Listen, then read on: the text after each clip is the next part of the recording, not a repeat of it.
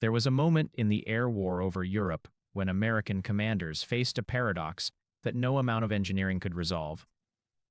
By 1943, the B-17 Flying Fortress had become the backbone of daylight strategic bombing, a machine savant, it seemed almost invulnerable. 10 machine guns bristled from its fuselage, armor plating wrapped around vital components. Formations flew in tight boxes, each bomber positioned to provide overlapping defensive fire. On paper, the concept was sound. In practice, it was failing. Bombers continued to fall at rates that defied the logic of their construction. The 8th Air Force suffered catastrophic losses on deep penetration missions into Germany. Bremen, Regensburg, Schweinfurt that survived one mission often didn't survive the next. But the mystery was not bombers were being shot down. It was why they were being shot down despite so much defensive firepower. The answer lay not in the machines themselves, but in the men operating them. B-17 gunnery positions were isolated, claustrophobic spaces where men sat alone with their thoughts and their weapons, waiting for violence to arrive. The nose gunner occupied a transparent greenhouse suspended at the front of the aircraft, exposed and visible to enemy fighters. The waist gunners stood in open windows cut into the fuselage, buffeted by wind and cold that made fingers numb and aim erratic. The tail gunner occupied perhaps the loneliest position in any bomber, a cramped compartment at the very rear, where he faced oncoming attacks with nothing but armor and his own reflexes between himself and annihilation. Each gunner was expected to maintain perfect situational awareness, track multiple threats simultaneously, predict fighter movements, lead their shots with precision, and maintain discipline while fear compressed their chests and adrenaline flooded their systems. Many had received only rudimentary training before deployment. Some had never their weapons under conditions remotely resembling combat. They were asked to perform at superhuman standards while enduring inhuman conditions. The mathematics of formation defense assumed perfect execution. If every gunner held his position, tracked his assigned sector, and fired with accuracy, the collective firepower of a bomber box could create a lethal envelope that fighters couldn't penetrate without being destroyed. The theory was elegant. The practice was chaos. Under combat stress, gunners froze. Their fingers trembled on triggers. Couldn't track fast-moving targets. They fired in bursts of panic rather than controlled sequences. Worse, they sometimes failed to maintain the discipline required to hold formation integrity. A single bomber that drifted out of position left a gap in the defensive perimeter. German fighter pilots, savage and experienced, recognized these gaps instantly and exploited them. A burst of cannon fire through an undefended section could set an engine ablaze or tear through the fuselage. Bombers fell not because the defensive concept was flawed, but because human beings couldn't reliably execute it under the pressure of imminent death. Military planners searched for solutions in familiar places. They added more armor, increasing aircraft weight but reducing maneuverability. They mounted additional guns, creating a bristling silhouette that looked formidable but added complexity that training couldn't always accommodate. They experimented with new ammunition types and gun designs. They modified formation tactics, trying endless permutations to find the configuration that maximized defensive coverage. Each iteration represented genuine effort and real innovation. Yet casualties continued to climb. By late 1943, the 8th Air Force was losing bombers at rates approaching operational unsustainability. Strategic planners began to openly question whether their daylight could. The losses exceeded the damage inflicted on German targets. The moral mathematics of the war, how many airmen could be sacrificed for how much strategic gain, began to strain under the weight of cold statistics. What command failed to recognize was that the problem wasn't technical but human. The B-17 could sustain combat damage that would destroy lesser aircraft. Its defensive armament was genuinely formidable. What it couldn't sustain was the gap between the perfection demanded by its defensive doctrine and the imperfection of men trying to survive. Training programs tried to prepare gunners, but they operated under peacetime assumptions. Gunnery ranges couldn't replicate the stress of combat. Mock fighter attacks lacked the genuine terror of real violence. Newly trained gunners arrived at bomber bases with certification, without the hardened reflexes and psychological fortitude that combat demanded. They were expected to perform consistently, precisely, and bravely. Many others were overwhelmed by the reality they encountered. The institutional response was to accept losses as an inevitable, a tragic but necessary cost of strategic bombing. Replacement crews arrived regularly to fill gaps in personnel rosters. Bomber groups cycled through missions, losing people constantly, training new gunners constantly, grinding forward through attrition. It was a system that functioned after a fashion, but functioned through human sacrifice rather than genuine problem solving. Officers accepted this reality with grim resignation. It was simply the nature of air warfare. Some men would freeze under fire, others would make mistakes, some would simply be unlucky. There was nothing to be done except to continue the campaign and hope that victory would arrive before losses became politically unsustainable. Yet the problem remained visible to anyone willing to look honestly at the data. Training wasn't preparing gunners adequately. Doctrine couldn't be executed flawlessly by scared men in freezing compartments. The gap between theory and practice was being filled by death. And somewhere in the hierarchy of the 8th Air Force, a few individuals began to suspect that this gap wasn't immutable, that there might be a way to narrow it through rigorous training that actually prepared men for the psychological and physical reality they would face.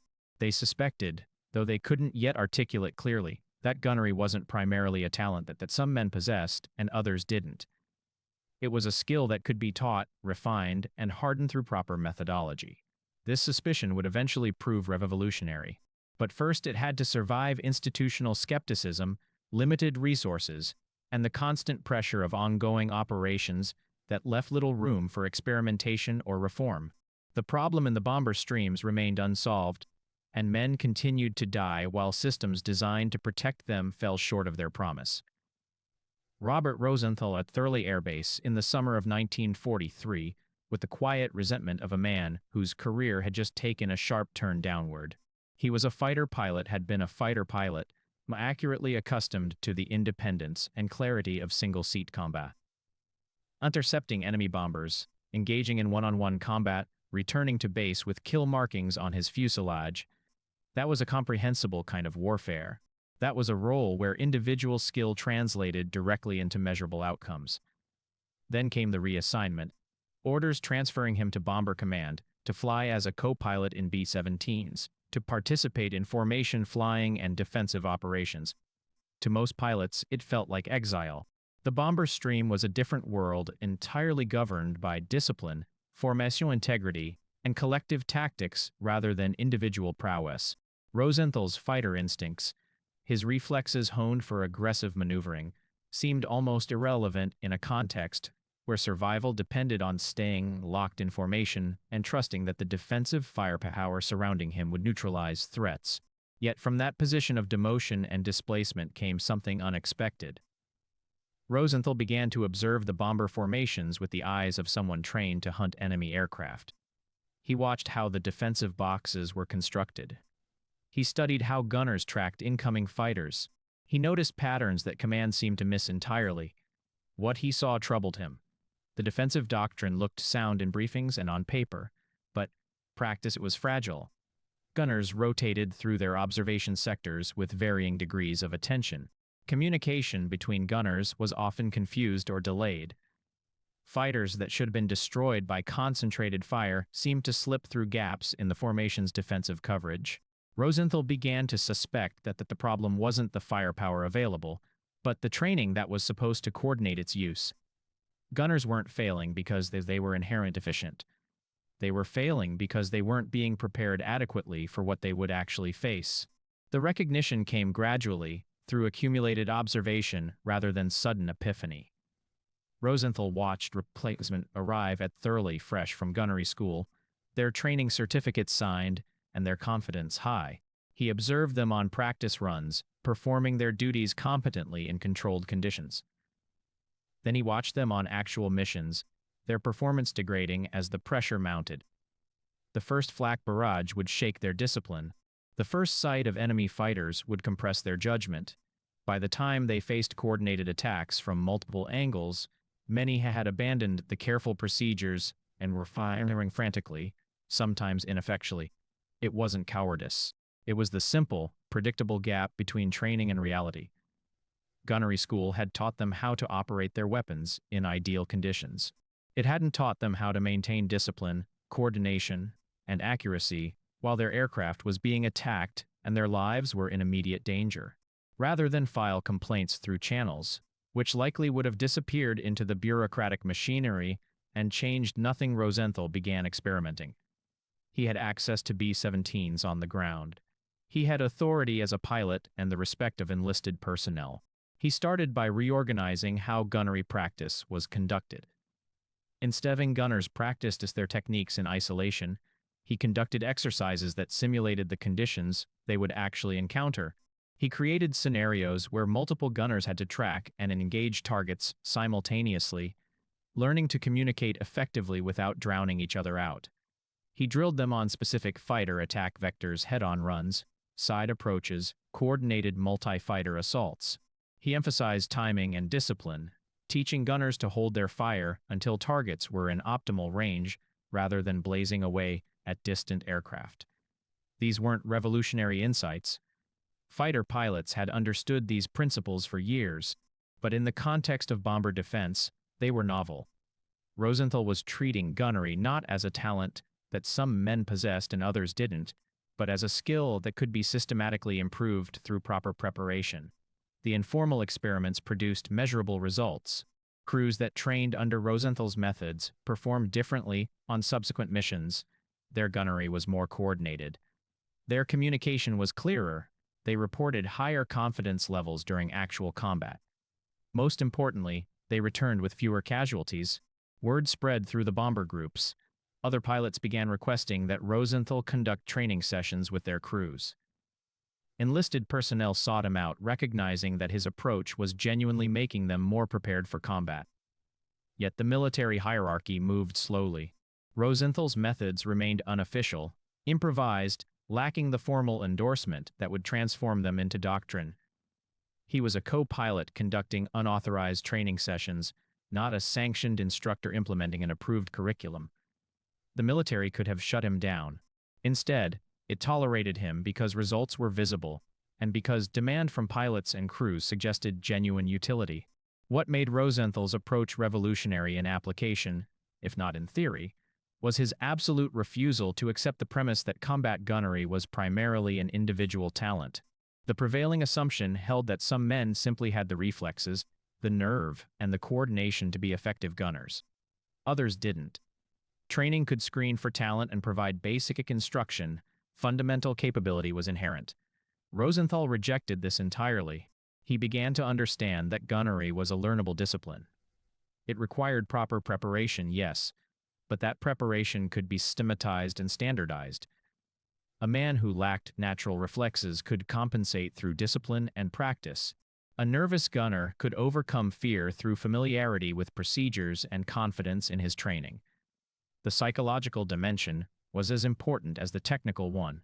If a gunner felt prepared, if he knew what to expect and had rehearsed responses to likely scenarios, his performance would improve dramatically. Confidence wasn't an arrogance.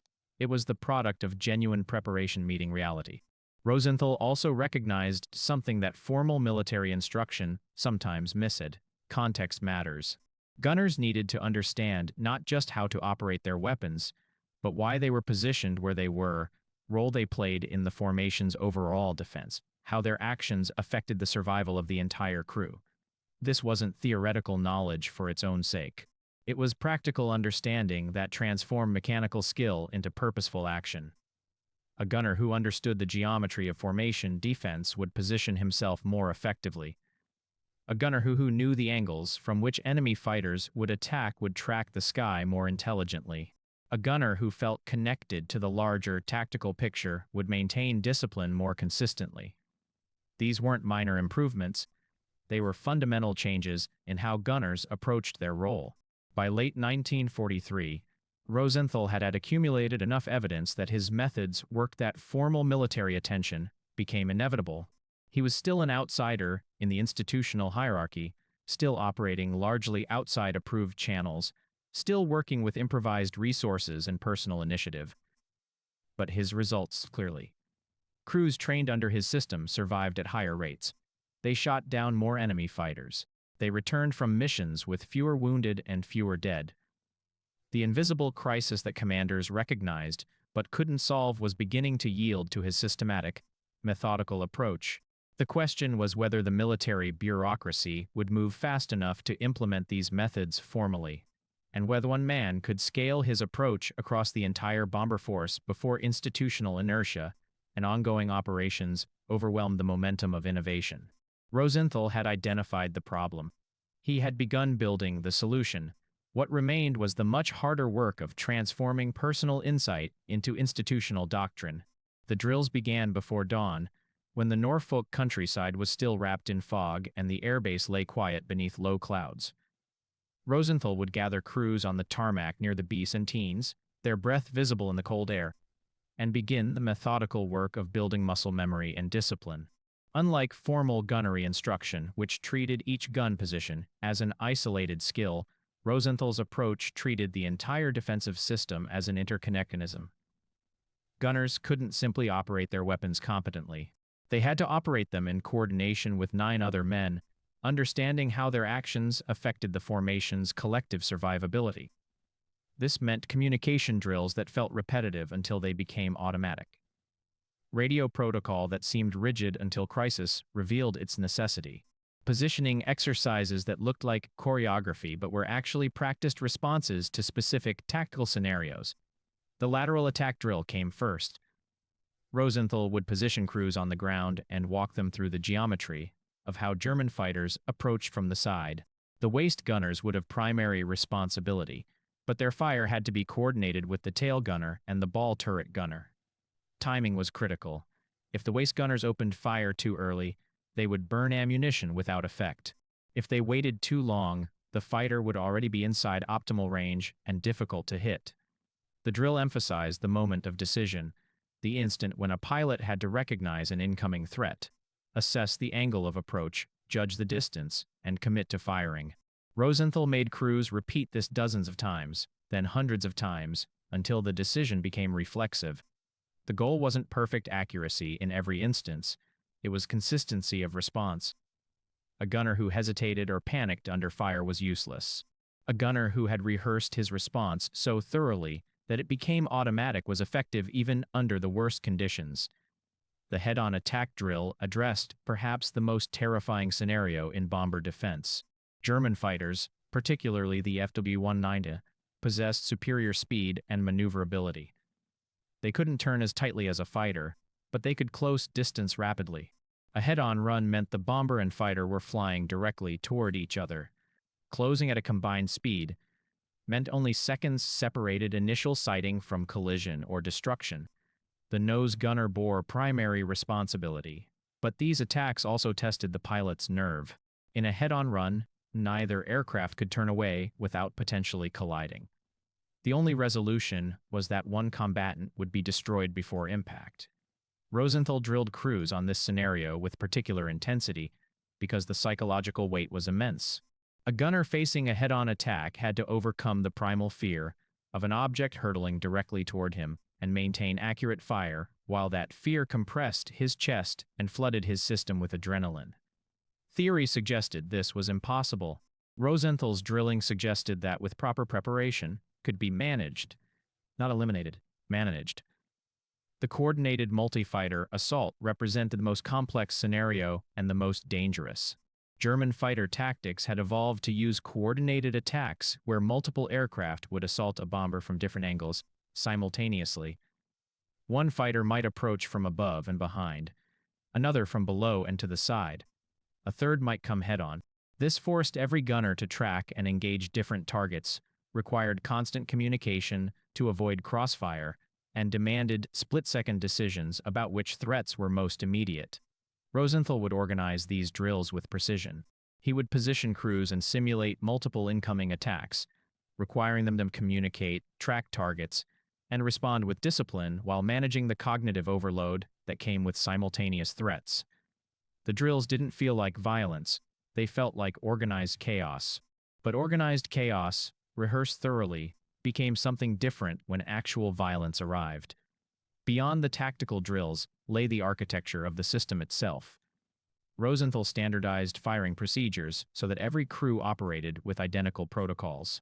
This eliminated confusion that arose when crews used different approaches to the same problem. He established clear communication hierarchies so that information flowed efficiently and decisions could be made rapidly. He paired experienced gunners with newly trained personnel, creating teams where knowledge transferred proximity and example rather than through formal instruction. This pairing system proved remarkably effective. A novice gunner who worked alongside a veteran learned not just technique but mindset. He absorbed the calm confidence that came from having survived previous missions. He saw how experienced gunners maintained discipline even under pressure. He understood, through observation, that survival was possible for men who kept their heads and followed procedures. Rosenthal introduced complements carefully, understanding that some motivation was useful but excessive competition could fragment crew cohesion. He would organize friendly competitions between gun teams, tracking accuracy and hit rates. The competitions were structured so that they never pitted crew members against each other. The goal was always to support the entire crew, not to create internal rivalry. This subtle distinction mattered profoundly. A gunner motivated by competitiveness but aware that his ultimate success depended on crew survival would perform differently than one motivated purely by individual achievement. The competitions built confidence and maintained engagement while reinforcing the collective nature of bomber defense. The system proved measurable in ways that traditional gunnery training wasn't. Rosenthal maintained records of every crew that trained under his methods. He tracked their mission performance, their casualty rates, their confirmed kills. The data told a clear story. Crews trained under his system returned from missions with significantly fewer wounded and dead. They reported enemy fighters destroyed at rates that exceeded crews using traditional training. The difference wasn't marginal, it was substantial.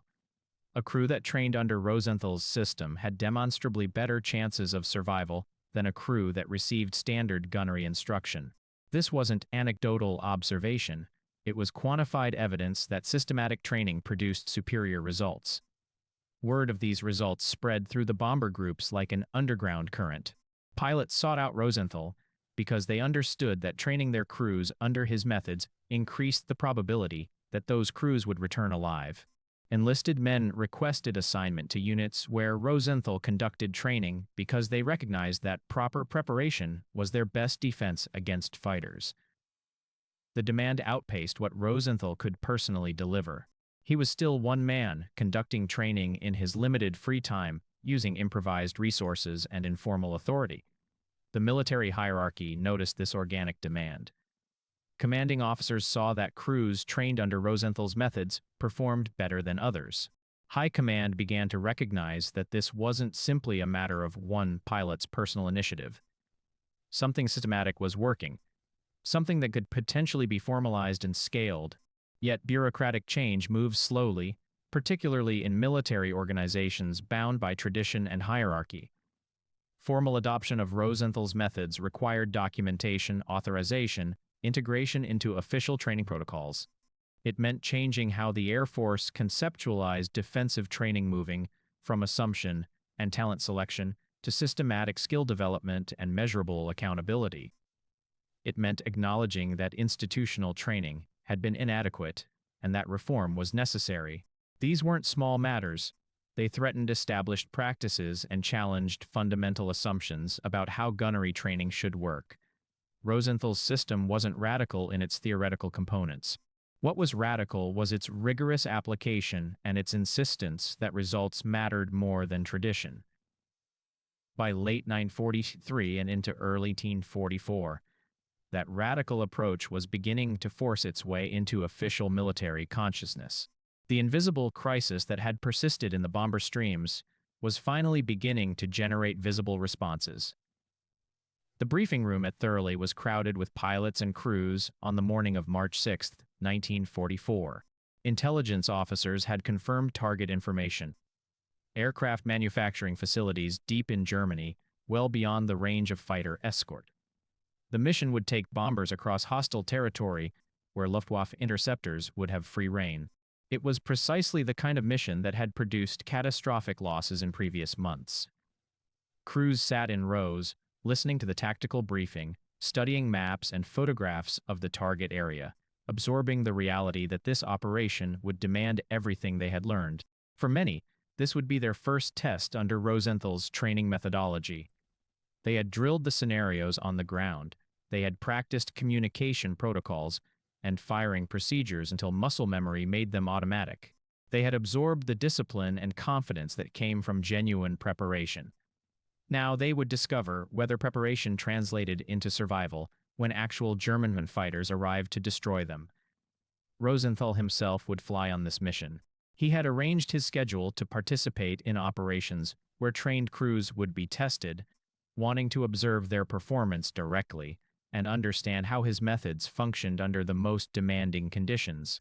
As the bombers took off in the gray morning light, engines roaring across the runway, he sat in the co-pilot's seat feeling the particular tension that preceded combat operations. The formation climbed through broken cloud cover, assembling in the practiced geometry that had become second nature through councils. Radio discipline was maintained. Each pilot kept his aircraft positioned precisely relative to others. The bomber stream stretched across the sky, a floating fortress of metal and firepower heading toward the continent.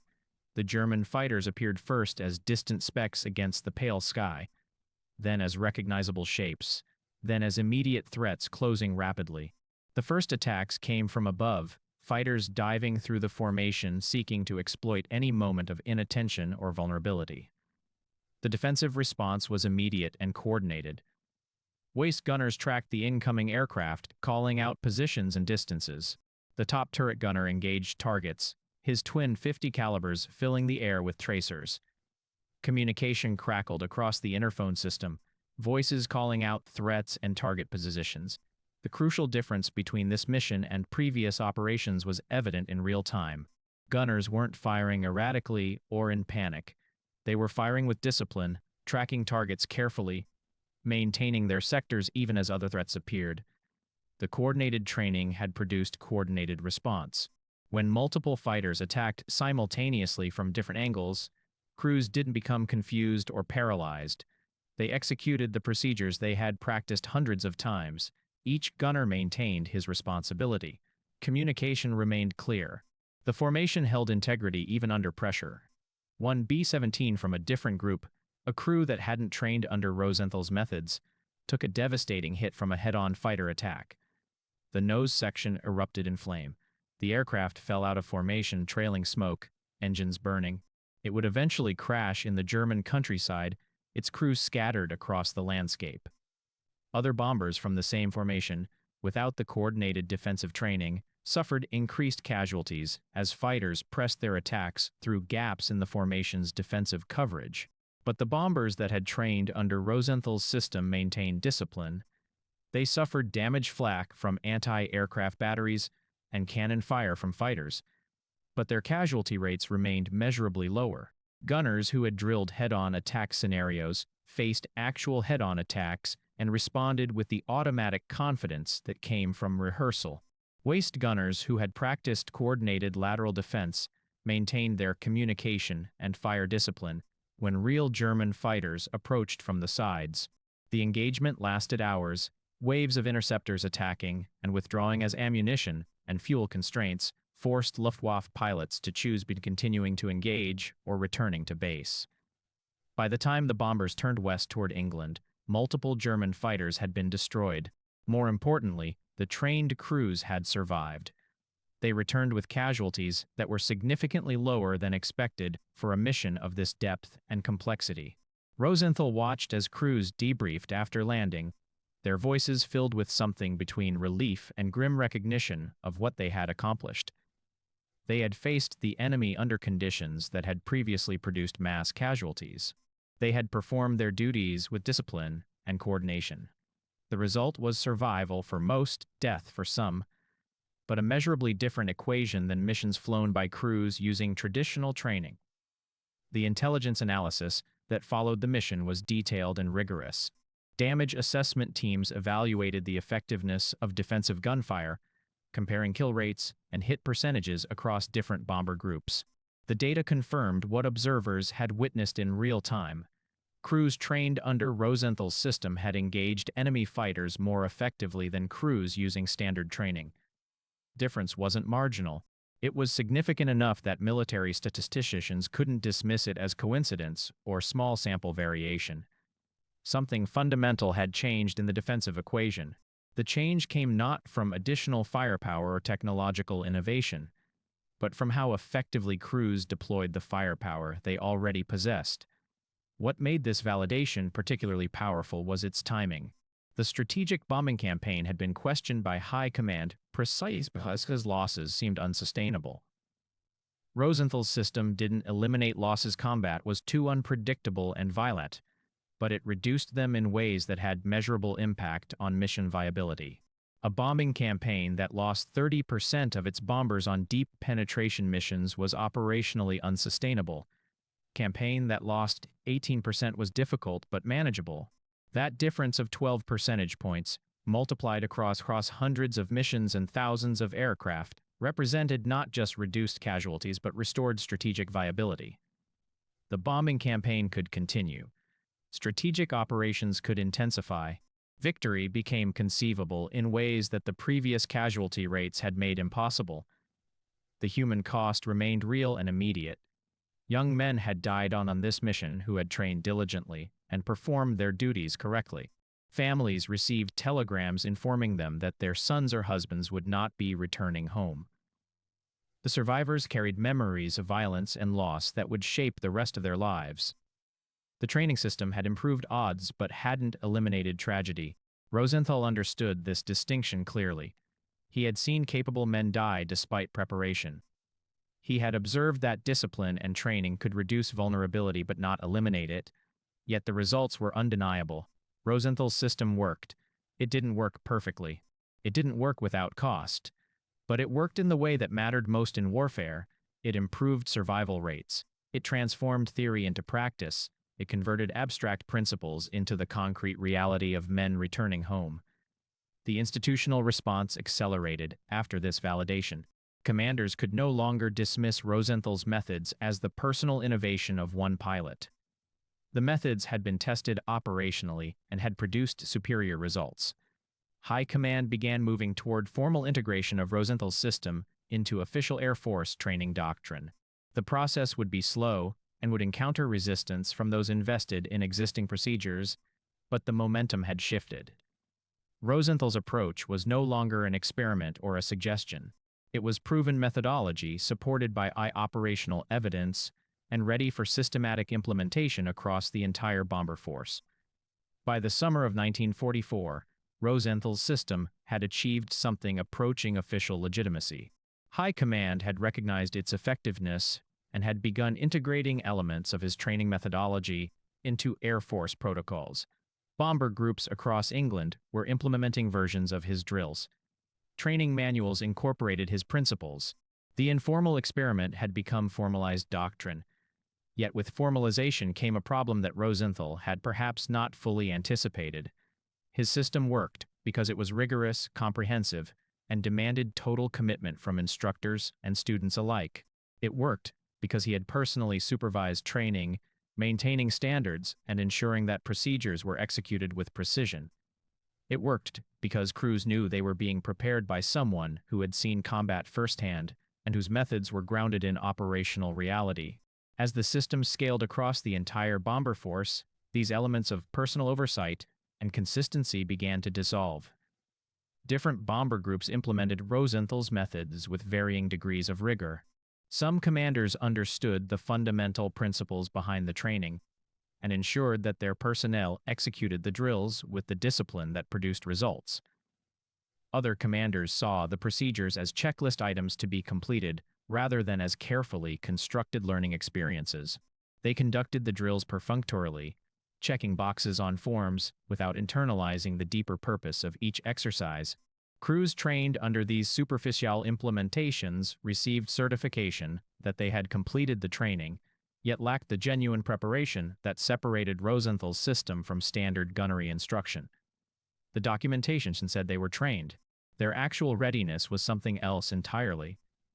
This gap between official status and operational capability created a hidden vulnerability within the seemingly improved defensive structure.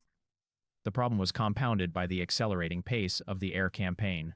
As American bombing intensified and operations became more frequent, the bottleneck shifted from pilot and crew availability to training capacity. Bomber groups were expected to deploy newly trained crews rapidly, often before they had received the comprehensive preparation that Rosenthal's system demanded. Replacement personnel arrived at bases with basic gunnery school certification, without the specialized training that had made the difference in previous missions. Some groups conducted abbreviated versions of Rosenthal's drills before deployment. Others simply integrated new crews into formations immediately, thinking that on-the-job learning would compensate for inadequate preparation. This pressure to deploy, quickly driven by strategic necessity and resource limitations, created exactly the conditions where training systems collapsed under the weight of operational demand. The German Luftwaffe observed these patterns with ruthless precision. Intelligence officers analyzed American bomber losses and tactics, looking for patterns and vulnerabilities. They noticed that defensive effectiveness varied significantly between different bomber groups. Some formations were remarkably coordinated, maintaining discipline even under intense attack. Other formations fragmented more easily, their gunners losing coordination when pressure mounted. German fighter pilots, reading these patterns through their tactical experience, began to adjust their approach. They identified which bomber groups employed rigorous defensive training and which didn't. They concentrated their attacks against formations that seemed less coordinated. They developed new tactics specifically designed to exploit the vulnerabilities that emerged when training was superficial or incomplete. Rosenthal himself felt the weight of this escalation acutely. He received reports of bomber groups that had suffered increased casualties despite supposedly implementing his training system. When he investigated, he found crews that lacked the discipline he had drilled into earlier formations. They had the procedures in theory, but not the muscle memory that came from repetition. They had been briefed on communication protocols, but hadn't rehearsed them extensively enough for the procedures to function automatically under stress. The human cost of inadequate training became visible in casualty reports and loss statistics. Young men were dying not because the training system was flawed, because they hadn't received adequate training before being sent into combat. Rosenthal recognized this with increasing frustration. His system could save lives if implemented properly. But implementation at scale was producing inconsistent results, and the inconsistency was being paid for in blood. The institutional pressure on Rosenthal intensified correspondingly. Commanders requested his personal involvement in training operations at their bases. He was asked to conduct specialized instruction, to certify training programs, to visit bomber groups and assess their readiness. The demand far exceeded what one man could realistically provide. Rosenthal was also still flying operational missions, still participating in combat operations as a pilot. The dual demands of operational flying and training oversight created a situation where he couldn't dedicate sufficient time to either responsibility. He was stretched impossibly thin, trying to maintain the standards of his system while also maintaining his role as an active combat pilot. Yet stepping back from the training role meant accepting that his system would continue to be implemented inconsistently and inadequately. It meant tolerating a situation where crews received substandard preparation and faced combat with reduced capability to defend themselves. It meant watching casualty rates climb as the training deteriorated from what he had originally designed. Rosenthal faced the brutal mathematics of scaling innovation. His personal methods had proven effective, but his personal involvement had been essential to their effectiveness. Transferring those methods to other instructors required building an institutional culture of rigor that didn't yet exist. It required training instructors to train other instructors, with each layer of translation potentially degrading the original concept. The system that he had built with such care was beginning to fragment under the pressure of implementation at operational scale. By autumn of 1944, the contradiction had become undeniable. Rosenthal's training methodology, when properly implemented, improved crew survival dramatically. But proper implementation was increasingly rare as operational pressure intensified, and the system scaled across a military bureaucracy not entirely committed to maintaining standards. The result was a patchwork of implementation where some crews received training that kept them alive and others received preparation inadequate to their circumstances. The invisible crisis that Rosenthal had initially addressed, the gap between theory and practice in bomber defense, had been solved so much as transformed. It had become a gap between what the system could achieve when implemented properly and what it actually achieved when scaled through an infamilitary organization. The unraveling wasn't dramatic or sudden. It was gradual, measured, and expressed primarily in rising casualty statistics from bomber groups where training had become secondary to operational pressure. Rosenthal continued to work within this impossible situation, trying to maintain standards where he could influence implementation while accepting that broader implementation would be inconsistent. He trained instructors and left written protocols. He visited bomber groups and conducted workshops. He flew missions and observed crew performance. But he was one man working against systemic limitations. The gap between what training could achieve and what combat would ultimately demand remained substantial. The system he had built was working, but not uniformly, not reliably, and not without the cost in lives that inadequate preparation always exacted. By the time High Command acknowledged the implementation problems and began efforts to restore rigor to the training program, significant damage had already been done. The potential of Rosenthal's innovation was being realized unevenly, and the men paying the price for that unevenness were the young gunners facing German fighters with preparation that was inadequate to the circumstances they encountered. The war in Europe ended in May of 1945, the German surrender arriving with the finality that months of intensifying Allied operations had made inevitable. By then, Rosenthal had flown over 50 combat missions and had trained or influenced the preparation of hundreds of crews across multiple bomber groups. The cumulative effect of work was visible in the statistics that military analysts compiled during the post-war accounting. Bomber groups that had received comprehensive training under his system showed casualty rates measurably lower than those using traditional methods. The improvement wasn't uniform. Implementation remained inconsistent, and some groups had received only partial training, but the overall trend was undeniable. Rosenthal's system had worked. It had saved lives in a context where lives were being lost at horrifying rates. Yet, as the war receded and the immediate pressure of combat operations ceased, Rosenthal found himself confronting a different kind of weight. The men he had trained, the crews whose survival he had helped ensure, had still died. Some had died despite the training. Some had died during operations where his system couldn't protect them. Some had died in crashes or to causes unrelated to combat. The victory, when it came, was incomplete and conditional. Rosenthal carried the names and faces of men he had trained who didn't return. A nose gunner from a crew in the 452nd Bomb Group, a young man from Pennsylvania who had executed Rosenthal's head-on attack drills with precision, and who had been killed in a head-on engagement over Bremen. A waist gunner from another group, barely 20 years old, who had mastered communication protocols, and who had been shot down on his 8th mission. A radio operator who had participated in Rosenthal's training sessions, and who had died when his B-17 collided with another bomber during a formation assembly. These weren't abstract statistics. They were men whose preparations Rosenthal had supervised, whose potential he had recognized, whose deaths he carried into the post-war years. The fact that his training had improved their odds didn't eliminate the grief of their loss. Improvement in odds was not the same as guarantee of survival. Discipline and methodology couldn't protect against the randomness and brutality inherent in combat. Training could reduce vulnerability. It couldn't eliminate it. The broader numerical assessment was substantial. During the period when Rosenthal's system was implemented across significant portions of the 8th Air Force, casualty rates for trained crews averaged approximately 18% per mission, down from the 35 to 40% that had characterized operations in 1943. That represented approximately 2,000 fewer deaths across Bomber Force during the 1944 and 1945 period. 2,000 men who returned home instead of dying in burning aircraft or being lost over hostile territory. 2,000 families that received their sons and husbands back instead of receiving telegrams.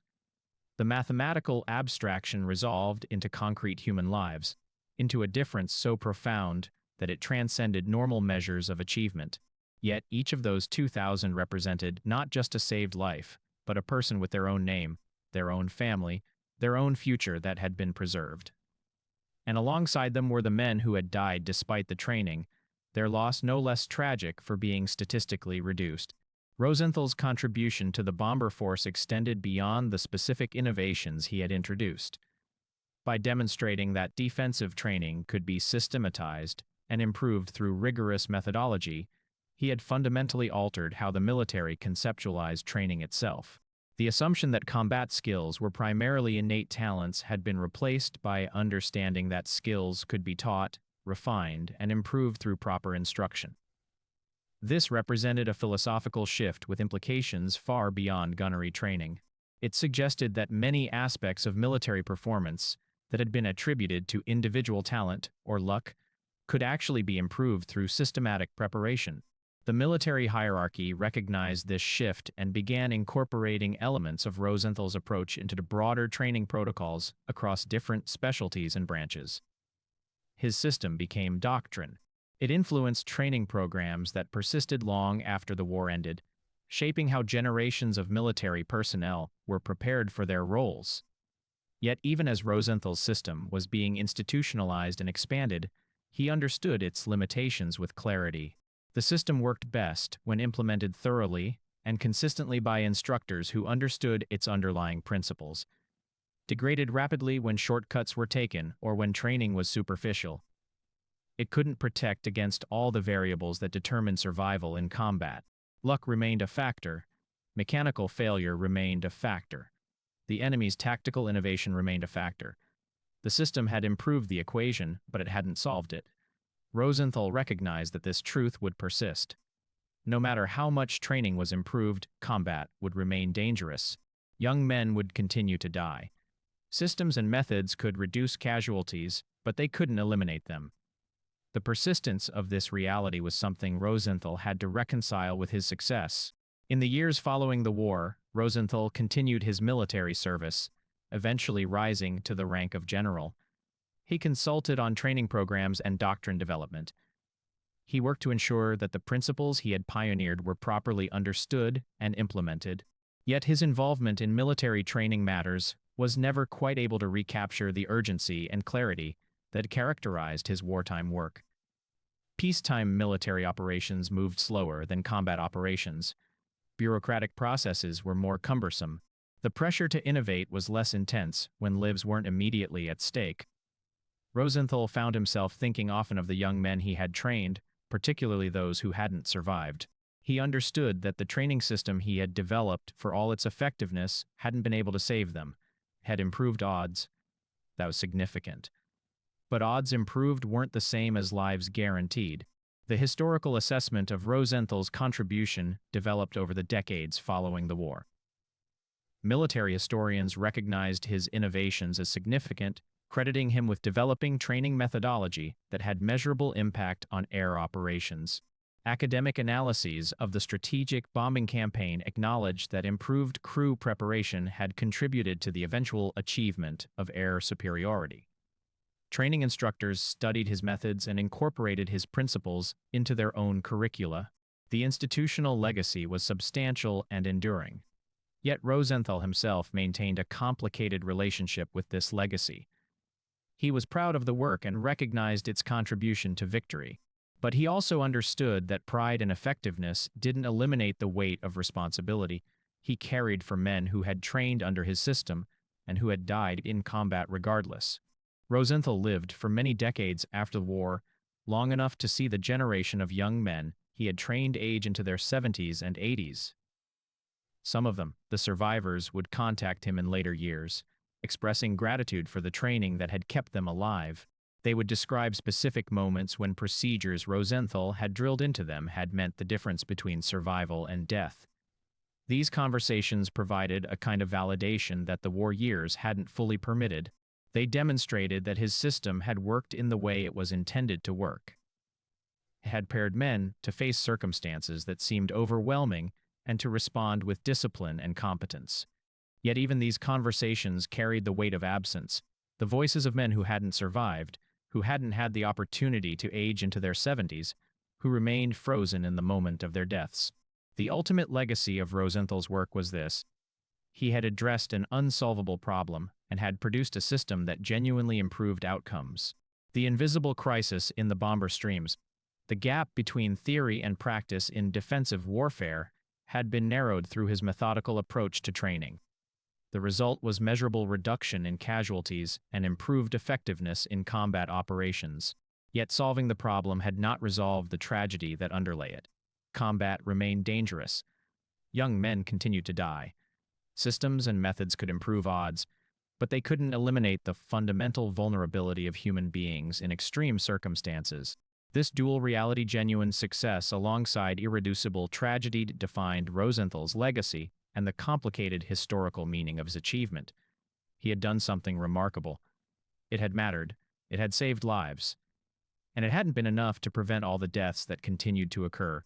Understanding both truths simultaneously was the deeper wisdom that came from recognizing both his success and its limits.